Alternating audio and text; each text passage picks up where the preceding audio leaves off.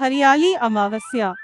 सावन मास की अमावस्या तिथि का विशेष महत्व है और इस दिन भगवान शिव और माता पार्वती के साथ पीपल की पूजा करने का भी विधान है। मान्यता है कि अमावस्या के दिन पीपल की पूजा करने के बाद कथा सुनने व पढ़ने मात्र से जीवन के सभी संकट दूर हो जाते हैं और जीवन में सुख समृद्धि आती है। हरियाली अमावस्या व्रत कथा। एक समय की बात है, राजा महल में अपने परिवार के साथ सुखपूर्वक निवास किया करता था। उसका एक पुत्र था जिसकी शादी हो चुकी थी।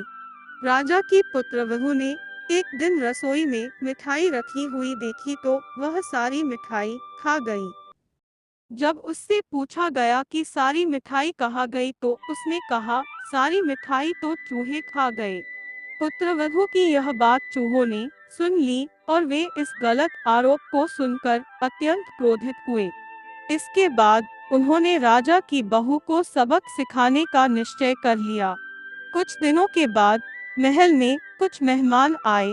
चूहों ने सोचा कि यह अच्छा मौका है राजा की पुत्रवधू को सबक सिखाने का। बदला लेने के लिए चूहों ने बहू की साड़ी चुराई और उसे जाकर अतिथि के कमरे में रख दी। जब सुबह सेवकों और अन्य लोगों ने उस साड़ी को वहां पर देखा तो लोग राजा की बहू के चरित्र के बारे में बात करने लगे। यह बात जंगल में आग की तरह पूरे गांव में फैल गई। जब यह बात राजा के कानों तक पहुंची तो उसने अपनी पुत्रवधू के चरित्र पर शक करते हुए उसे महल से निकाल दिया।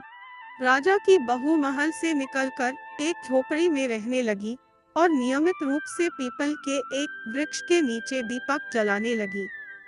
इसके साथ ही वह पूजा करके गुड़धानी का भोग लगाकर लोगों में प्रसाद वितरित करने लगी।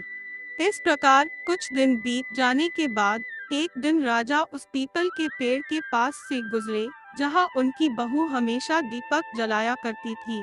इस दौरान उनका ध्यान उस पेड़ के आसपास जगमगाती रोशनी पर गया। राजा इसे देखकर चकित रह गए। महल में वापस आने के बाद उन्होंने अपने सैनिकों से उस रोशनी के रहस्य का पता लगाने के लिए कहा। सैनिक राजा की बात मानकर उस पेड़ के पास चले गए। वहां पर उन्होंने देखा कि दीपक आपस में बात कर रहे थे। सभी दीपक अपनी अपनी कहानी बता रहे थे। तभी एक दीपक बोला, मैं राजा के महल से हूँ। महल से निकाले जाने के बाद राजा की पुत्रवधू रोज मेरी पूजा करती है और मुझे प्रज्वलित करती है। सभी अन्य दीपकों ने उससे पूछा कि राजा की बहू को महल से क्यों निकाला गया, तो उसने बताया कि एक दिन उसने मिठाई खाकर चूहों का झूठा नाम लगा दिया। इस पर चूहे नाराज हो गए और राजा की बहू से बदला लेने के लिए उसकी साड़ी अतिथि के कमरे में रख आए। यह सब देखकर राजा ने उन्हें महल से निकाल दिया। यह सब सुनकर सैनिक भी हैरान रह गए और महल वापस आकर उन्होंने राजा को पूरी कहानी सुनाई। यह सुनकर राजा को अपनी गलती का एहसास हुआ और उसने अपनी पुत्रवधू को महल में वापस बुला लिया। इस प्रकार पीपल के पेड़ की नियमित पूजा करने का फल राजा की बहू को मिला और वह अपना जीवन आराम से व्यतीत करने लगी। बोलो भगवान भोलेनाथ की जय, माता पार्वती की जय।